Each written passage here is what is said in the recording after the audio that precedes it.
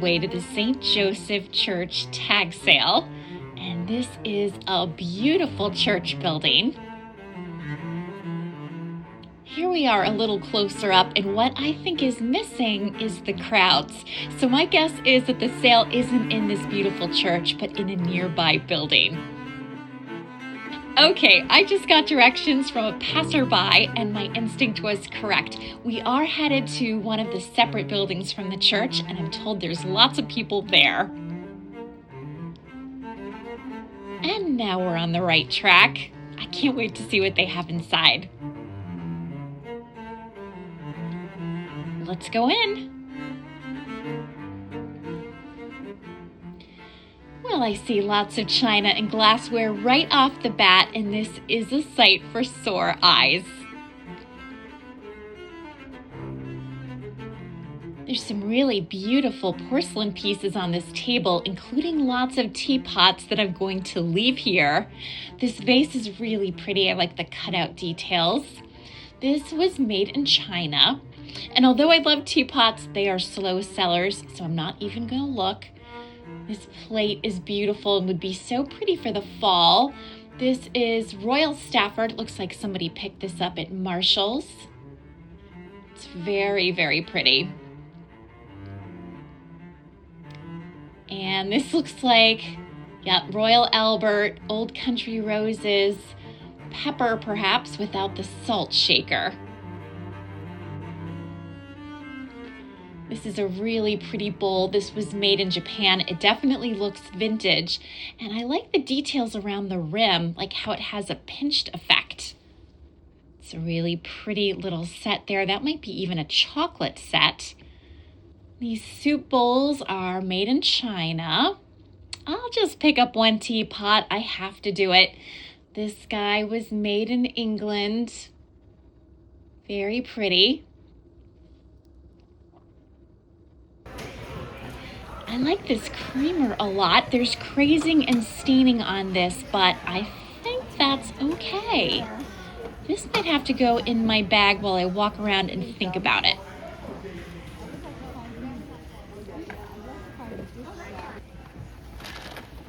This is a pretty, kind of looks like a pitcher.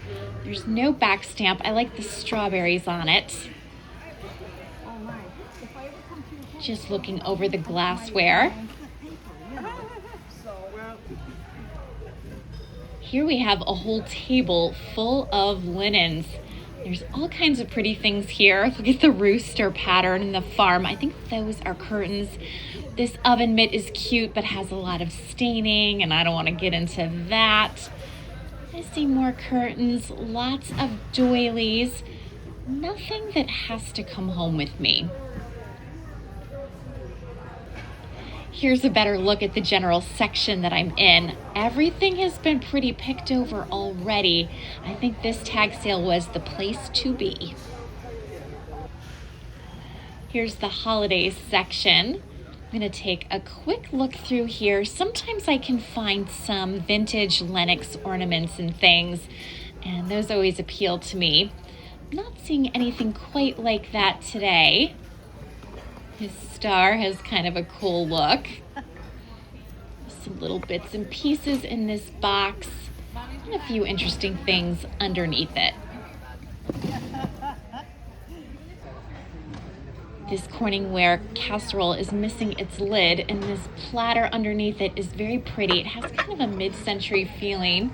This was made in the USA. There's a really big platter underneath it that I wouldn't want to ship. Put this back, and I'm looking at this silver tray. I love when silver trays have handles, but that discoloration mark I don't think will come out, and this one won't either. So even though I really like it, I think I'm not going to take a chance on this. There's no stamping or anything, but it's pretty. I wonder if mugs are the most donated item for church tag sales. I bet they are. Everybody has too many mugs. I know I do. There's so much pretty glassware here. Oh, I really like this covered cake plate. Oh my gosh, this thing weighs a ton. I'm not shipping it, but I think it's really beautiful. we have here? I like these placemats. They're a little bit dirty, but I think they'll clean right up. And it looks like there's a little stack of them. And they all seem to have like English country scenes on them. So these are a definite possibility. This looks like a photograph of a thatched hut of some kind, probably from the UK. If you're wondering about the blue tarp on this floor, my guess is that this is a gym floor, and the best way to keep it protected during a tag sale is by tarping it. So that's probably the story here. It's a cute little figurine with the umbrella. Checking out this little mirrored jewelry box. I don't care for the heart design on this, but I do like mirrored jewelry boxes. Oh, and I see some damage in the corner on this one. There are some books in this section. Youth and chastity. That is a topic that you don't see every day. I see a lot of sort of old textbooks here. And some of these look kind of dusty. Old books often do. A little collection of Harley Davidson coffee table books. Nothing for me here. This unfinished piece of embroidery is so sweet. I bet this would have looked so beautiful. I hope somebody buys this and finishes it. It seems well worth doing, don't you think? I have a display cabinet just like this on the third floor. I think it's the exact same one, in fact. And I think these are so pretty, but when they have this sort of bowed front, you have to be careful because they don't hold that much for that reason. You have to be really thoughtful about what goes in the corners. It's nice that you can put things on the top here, which I do with mine as well. And I especially like that this piece has feet. I think it gives it kind of an overall elegant look. Oh my gosh, when I was in nursery school, we had this exact toy and I used to love it. It's like this little sort of sailboat or rowboat looking thing made in Rifton, New York, apparently. There were hours of happiness on this little boat. This is so cute, and my first instinct was that this was a dollhouse. However, if you go around this side, you see a little hole, which could be a window, or maybe it's actually a birdhouse. I'm not really sure, but I think it's really charming. This chair is such a funny shape. It must have had a fitted cushion. There's some other furniture pieces here, mostly things that need some work. And this creche is really sweet. It looks like it has all of its parts. I really like the stable. That would look lovely as part of somebody's holiday decor. And here's an overall look at the tag sale. You can see it's a very busy place. I just want to give a shout out to Melanie. Melanie and her daughter were here volunteering today, and Melanie was the person who reached out to me to tell me about this church tag sale. If it wasn't for her, I wouldn't have even known about it. So Melanie, if you're watching, thank you so much for letting me know. It was lovely to meet you and your daughter, and I hope the church sale was a fabulous success. Time to hit the road. Well, that was a lot of fun, and I have to tell you, this whole neighborhood is really very pretty. Look at the buildings across the street. Aren't they so charming? It is a gorgeous day, and I'm so glad I drove out here. It was kind of far, about an hour for me. But definitely time well spent. So let's say goodbye to the church. It's on the right-hand side. And of course, when we get home, I'll show you what I found.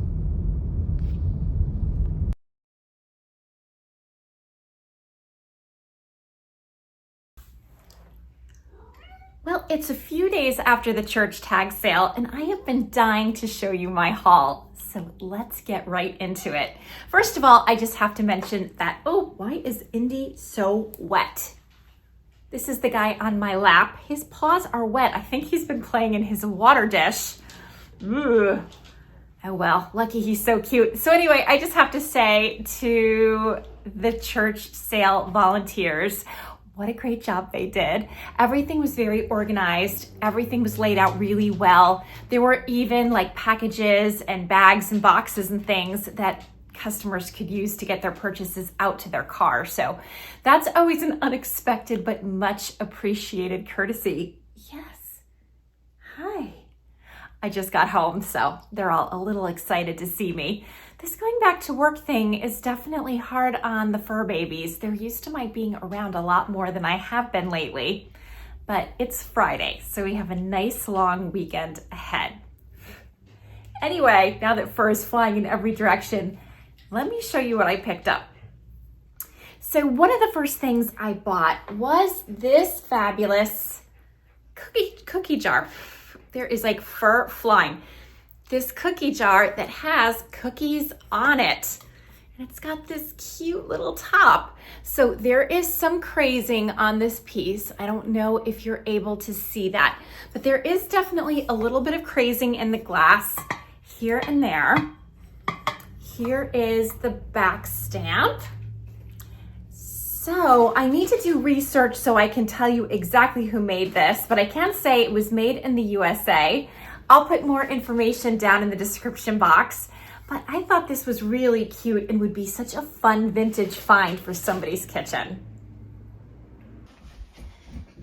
I just put the cookie jar on the shelves in the kitchen and I think it looks so cute here. If I thought this had any chance of surviving Destructo cats, I would leave this here. It's like so happy. It just makes me smile. Just really, really sweet. So as much as I would love to keep it, I'm not going to. It will only break, so this will be available for sale on my eBay store. I found 3 really pretty pieces of ironstone, and I know there's a lot of collectors of ironstone for good reason. It's fabulous. So I picked up this really pretty white pitcher. This would be a gorgeous vase. And the back stamp says Real English Ironstone, W.M. Adams and Son. So here is the bottom.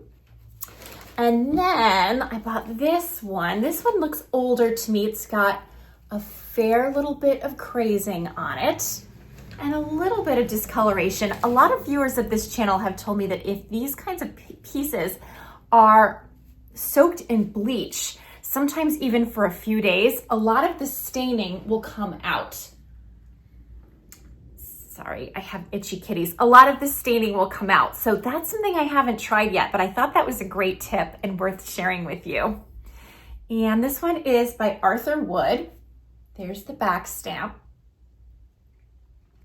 And then I got this little guy. So this one's really cute. This one's in the same pattern as the first picture that I showed you.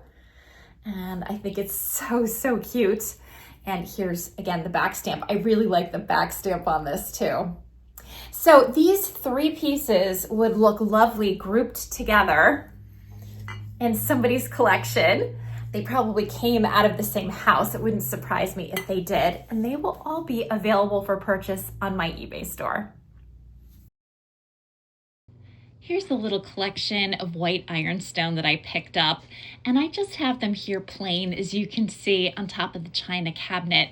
And I think they look lovely just like this, but it's so easy to change up their appearance by adding some dried flowers, some branches, other kinds of foliage, by tying little ribbons around the handles.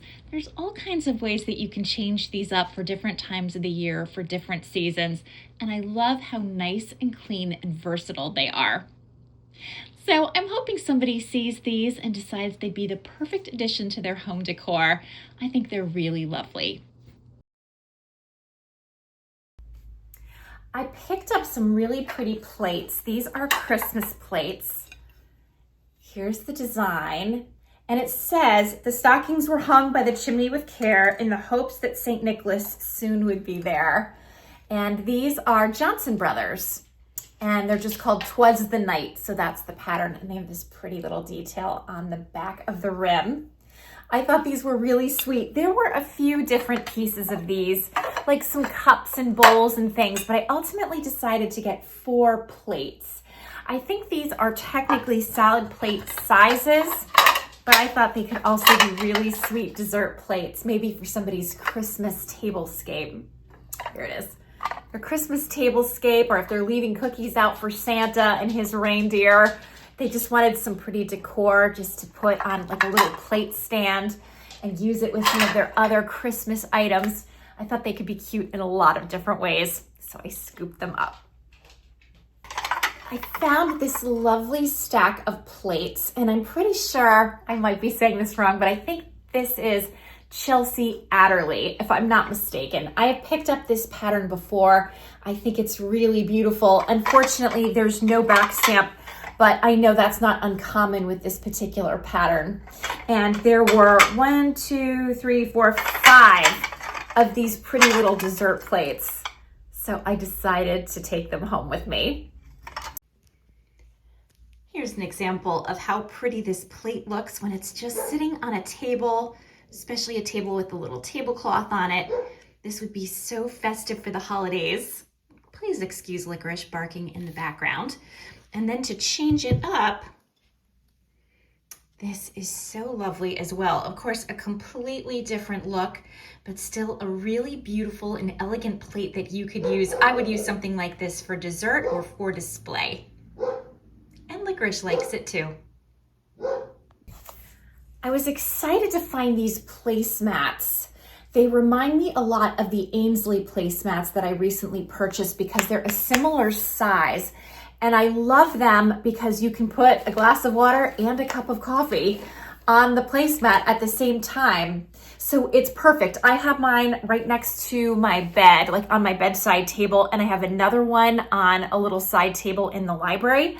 So I think I would describe this as the perfect size for placing your beverages. You want to keep your surfaces protected from watermarks, something I'm really bad about. So these were great. There are 1, 2, 3, 4, 5, 6 of them. They seem to depict scenes from England, and they could use a little bit of cleaning, but I'll show you a couple of the scenes, like an English village.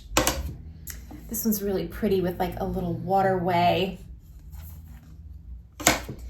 Here is another sort of grouping of old sort of Tudor looking buildings.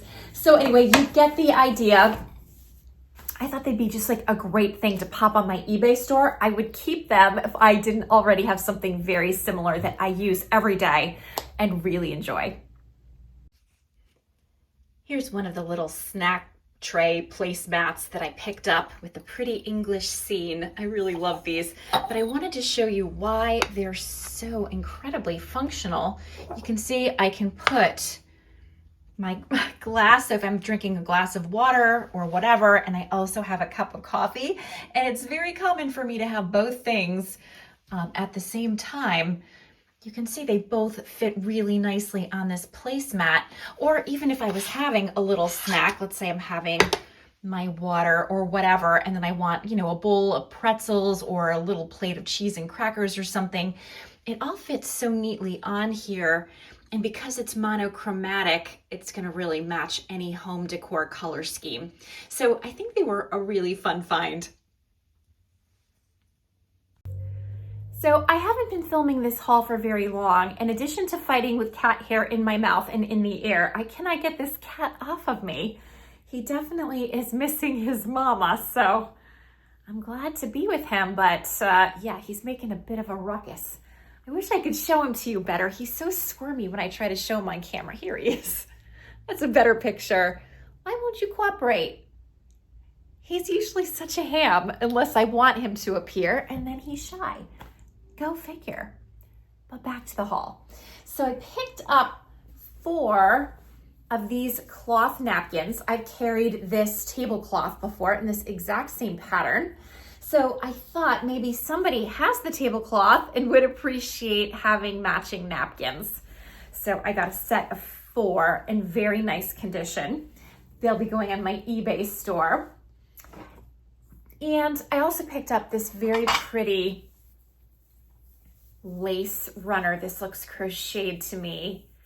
It's very, very pretty. This would look lovely on somebody's dining room table, on a sideboard, on a dresser. Lots of really good places for something like this. I think it's really pretty. It's a nice condition. It definitely appears to be handmade. I'm just noticing a little rip here that can probably be repaired. I wish I had seen that before, but you know, it's hard. When you're at a church tag sale, there's so many people. You've got to really move fast. And as you gather things, your bag gets heavier and heavier. And so I find it gets harder and harder to be really super good about the details. So a semi-sad friend, but not the end of the world. We always keep our egg basket here because we gather eggs on pretty much a daily basis. And I like this vintage basket, but doesn't it look kind of pretty? A little bit of a different look with the vintage napkin in it. Gives it a little bit more interest and color and brightness. So kind of just a fun little trick. And similarly, in my wire baskets, which I really love, I could pop a little color right there on the top, and it makes the whole thing look a little bit more intentional, especially if the napkin isn't crooked, like the way I just put it. But anyway, I think you get the idea. It's just a little bit of color in a nice, unexpected place. And the last thing I grabbed at this sale, I think I'm gonna keep. It is this Prince Charles and Princess Diana little commemorative plate. It's meant to commemorate the birth of their first child, who is, of course, Prince William. It's interesting because it doesn't actually say Prince William on the plate, so I'm thinking that this was produced before he was born in preparation for his imminent birth. This is Queen's China, and I collect coronation commemorative wear, so I think this wouldn't be coronation. This would just be royal family commemorative wear. I often make that mistake and call things coronation that aren't. But that might be pretty with the rest of my set. And I like that it's kind of tall, like in this plate form. It might give my collection a little bit of height. So I think I'm gonna try that. If it doesn't work out, then I'll sell it. I just put the Charles and Diana commemorative plate right behind some of my commemorative mugs from the royal family. And I put a little bit of museum putty underneath it to give it some stability. So I think this will be okay, unless for some reason we have an earthquake, in which case I have bigger problems to deal with than a broken plate. Am I right? And here it is from a distance. I think I need to move the cups around a little bit so it's a little bit less crowded, but I'm not getting back up on the chair right this minute. So for now, this is gonna have to do. That's it for me in terms of my haul. I did not get a lot because I didn't get there right at the moment that the tag sale opened, and there were already bagillions of people there. In fact, there was a huge line just as I entered the door, and I thought, oh boy, I have certainly missed a lot of really good things. It was funny because I found out later that my friend Joan was there, and she did buy some beautiful things, so I'm happy for her. Sad that I probably missed out on some stuff, but I do like what I got, and it was definitely time worth spending, and I'm so glad I went. So all in all, it was a really good day.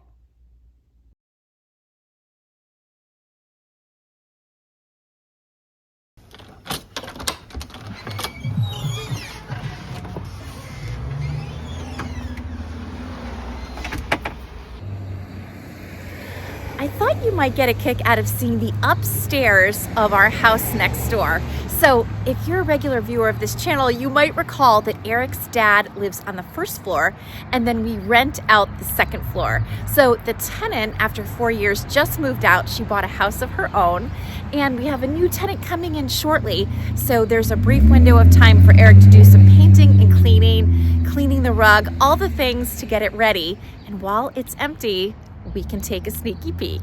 So let's go check it out. Before we go inside, I thought you might like to know a little bit about the history of this house. There used to be an old colonial home where the greenhouse now stands, but as you can see from this photograph, it burnt down to the ground in 1896. You can see if you focus in on the left-hand side, all that remains was the chimney. That's it. Everything else was gone. The building to the immediate right was the Berlin Free Library, and I'm told that when the fire broke out, one of the locals stood on the library roof with a carpet, trying to fan the smoke and flames away from the building so the fire wouldn't spread. That must have been some sight. From 1892 to 1954, the library stood in a small patch of land between what is now our greenhouse and our yellow house. Sadly, it was dismantled when the decision was made to relocate the library book collections to another building down the street. So now there's just land where the library used to be, and I find that so interesting. I wish I could have seen it back in the day. I have some better pictures of the library. So here you can see it on the left-hand side, and the building on the right-hand side is our yellow house. So you can really see how close together these two buildings used to be. And here's one more picture of the library. I love the old fan window near the roof line, and what appears to be a steeple or similar off the back. You can also see that the siding was scalloped, which is such a pretty detail. It must have been a lovely building. But in 1954, the library was moved to this building, which is just down the street. This used to be a private home that was left to the town to house the relocated library. I believe it's privately funded and run entirely by volunteers. The hours of operation are limited to just a few days per week, but it's absolutely lovely inside, full of charm and interest, and well worth a stop by if you're ever in the neighborhood. The greenhouse as it stands today was rebuilt after the fire by William Siebert in 1898, and it was remodeled by Norman Bigelow in 1929. Eric purchased it in 2005 and remodeled it in 2009. You can see it's in really rough shape in this photo. Eric's dad is standing to the right and his van is in the driveway. And here's the house looking much like it does today. So Eric did a ton of work. He totally updated every square inch of the place. I have one more interesting photo to share with you. On this piece of wood contains the history of the house from 1898 to 2009. Eric found it when he was renovating. He removed it and added his part of the story to the board, and now it's in our basement for safekeeping. So that's about it in a nutshell. Our whole neighborhood is nationally registered as a historic district, so all of these houses have a fabulous and interesting history. I haven't been up here in a really long time. So it smells like cleaning solutions. That's a good sign, I guess. All of this carpet was just shampooed. Eric called in a company to get that done. That's probably what I'm smelling. It's not unpleasant, it's just definitely smells very clean. All right, let's see what we have. You can see there's very tall windows here. And we're in the kitchen.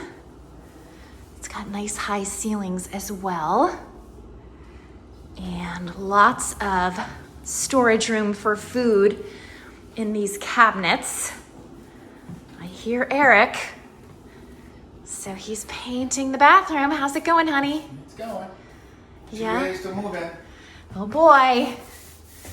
Well, it's looking good. I could smell the carpets. The nice clean smell. It's a nice big shower. Let's take a look in the closets. Oh, this is a washer and dryer. Okay, with storage above. Like I said, I haven't been up here, in years. What's in here? Okay, so this is a closet, nice and big. Some nice large room. What is this, like the living room kind of thing? Yeah. Okay. And what does this door go to?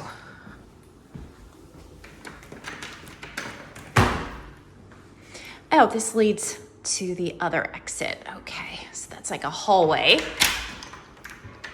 And here is a bedroom. I don't know if you're getting a sense of how very tall these windows are. They are quite big. They're much bigger than me. Closet. It is deceptively large up here. Very spacious. Of course, the high ceilings and long windows definitely add to that feeling. And here's another bedroom with another closet. So 2 bedrooms, 1 bath, kitchen, laundry. You kind of have all the things you need. Let's see what's here. Okay, so out this window is the main road.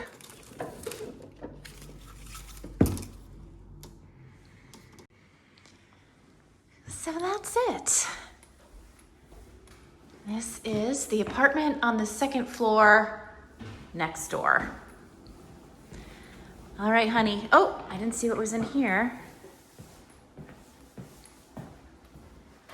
Oh, and this is a whole little pantry area for more food storage, so that's pretty handy.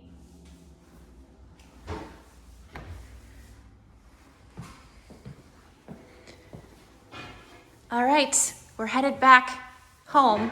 Okey-dokey. Good luck. See ya. Nice hardwood floors. It's looking good. Yeah, I think so.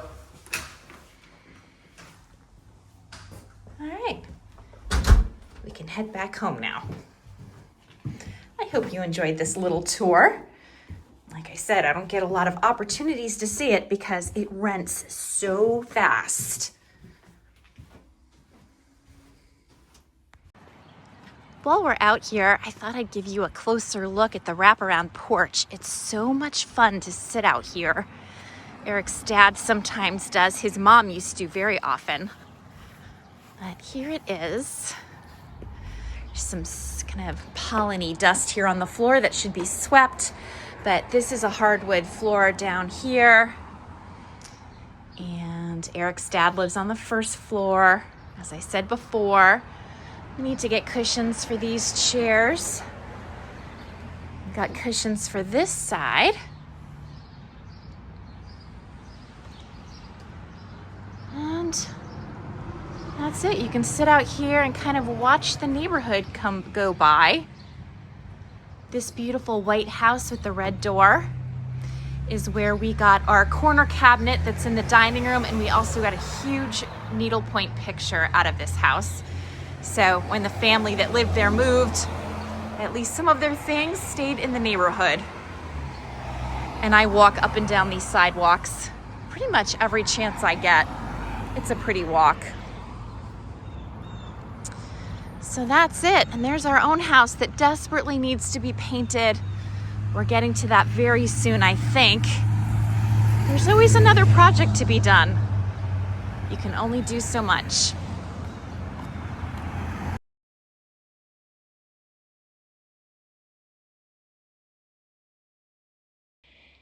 Miss Iris has been chasing this beam of light on the ceiling for a really long time, and she is absolutely riveted by this game.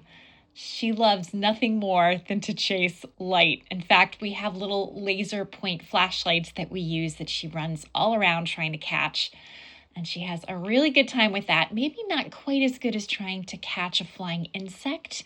That's pretty hard to compete with, but I'd say a light is probably second best for her. So you can see that even though she's still wearing her cone as we try to help her face heal, it doesn't stop her from playing and doing all the things that she loves to do. She is still as feisty as ever. In fact, she's broken 2 mixing bowls in the last 2 days. Oh, Iris, never a dull moment. We we've already seen a lot of Indy in this video when he was squirming on my lap, so I thought we would shift gears and show how cute he is when he's curled up in a ball and taking a little nap. He loves to sit on this chair in the study, especially when I'm working on the computer. And you know, it's nice. He's giving me a little bit of company, but kind of staying to himself so I can get my stuff done. I think he is a pretty cute little guy. Well, this is a little confusing. Iris, who still has the cone of shame, is lying on Licorice's bed, and Licorice is letting her, which is unusual because Licorice can be very protective of her bed. She'll sometimes let the cat sleep there if the bed is under my bed or if she is on my bed, but this is just not a sight we see every day. She's such a good girl. She's become a very good friend to these cats, and I think with Wilson gone, she appreciates their company more than ever before. She's such a good girl.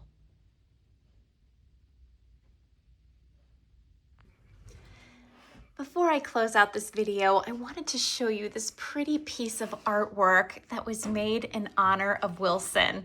And this was made by Laura and Trey. Laura is so creative. They're viewers of this channel, and she just wanted to reach out in sympathy and to create something special that we could use to remember him by. So this will be going in the barn along with his ashes, which are kept in a very pretty carved wooden box, and his paw print. So Wilson will remain gone, but certainly not forgotten. And thanks again to everybody for all the well wishes on his passing. It has really meant so much to us. So that's what I have for you today. I hope you enjoyed this thrifting video and all the other bits and pieces that were added in just to mix it up and keep the video interesting. If you enjoyed this video, I hope you'll hit like and share with a friend, and consider subscribing if you haven't already. Wherever you are and whatever you're doing, hello Indy. I hope you're having a wonderful day. I hope you have a romantic cat gazing at you, and I hope to see you next time. Bye for now. Bye.